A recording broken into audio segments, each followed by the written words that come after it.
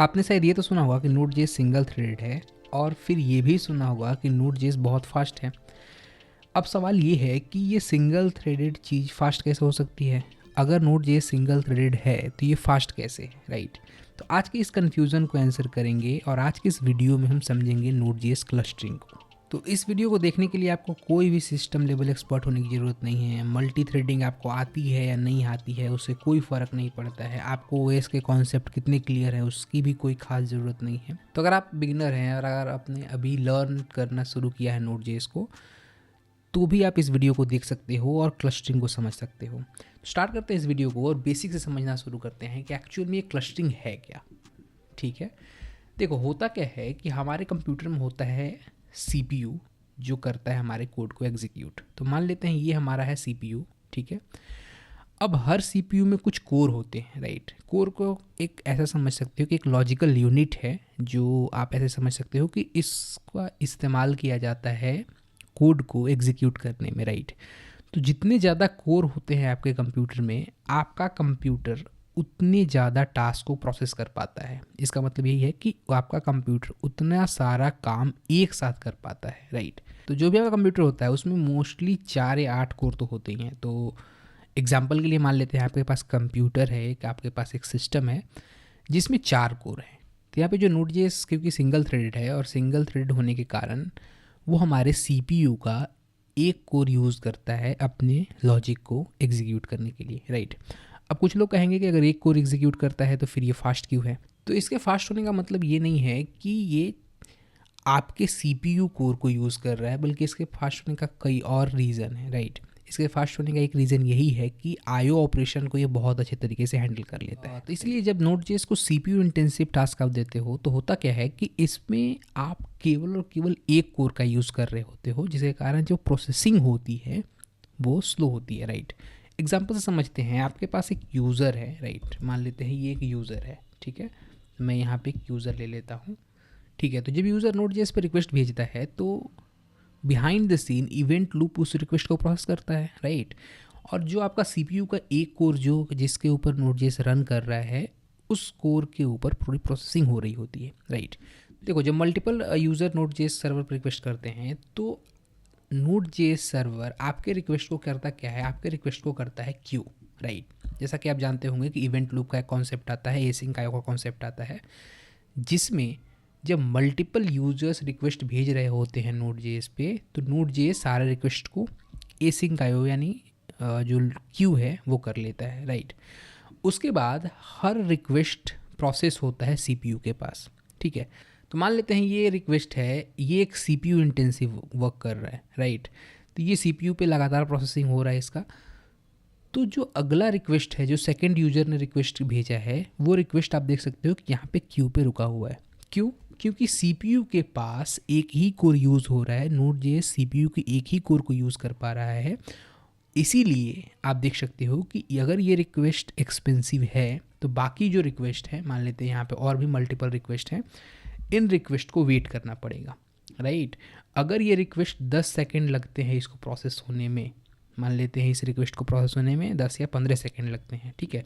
तो 15 सेकेंड के लिए बाकी जो यूज़र्स हैं वो भी ब्लॉक्ड रहेंगे, राइट। तो ये एक बॉटलनेक है और इसी बॉटलनेक को सॉल्व करता है क्लस्टरिंग, राइट।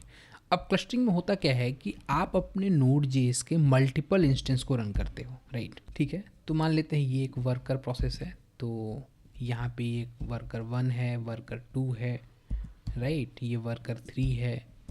तो ये जो सारे वर्कर प्रोसेसेस हैं वो आपके CPU के कोर को यूज़ कर रहे होते हैं, राइट। तो मान लेते हैं अगर आपका ये CPU है और इसमें अगर आपके पास 4 कोर हैं, राइट, तो ये चारों कोर के ऊपर ये चारों वर्कर प्रोसेसेस रन होंगे, ठीक है।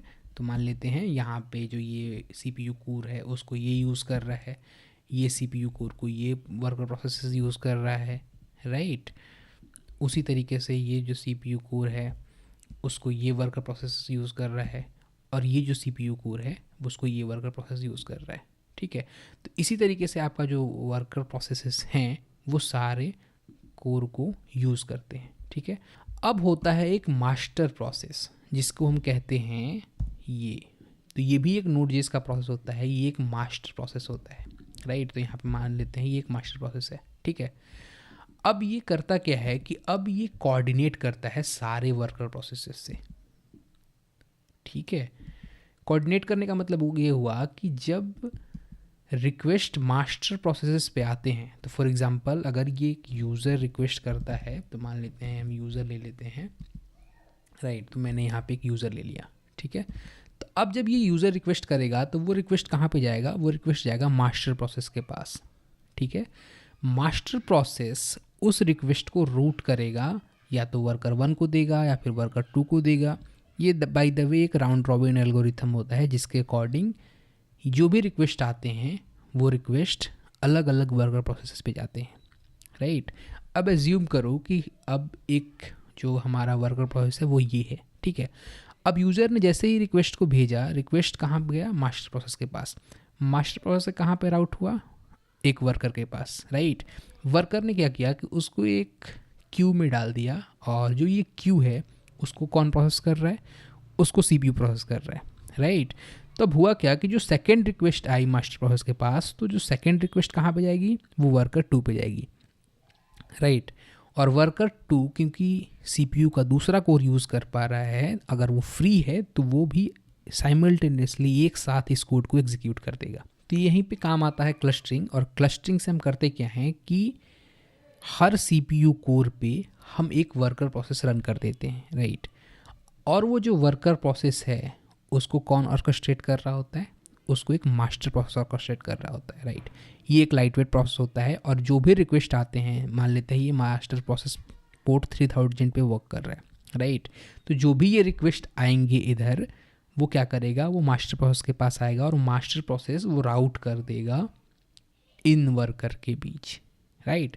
तो इस तरीके से मास्टर प्रोसेस और वर्कर के बीच में जो कोऑर्डिनेशन होते हैं, जिसके कारण ये सारे सीपीयू के कोर आपके यूटिलाइज हो रहे होते हैं, राइट।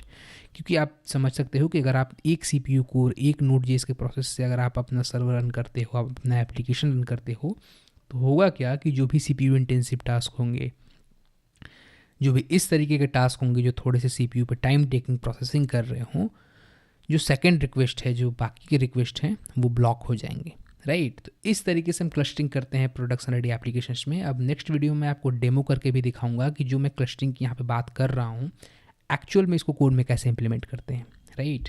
फिलहाल इस वीडियो में इतना ही। Thank you for watching this video.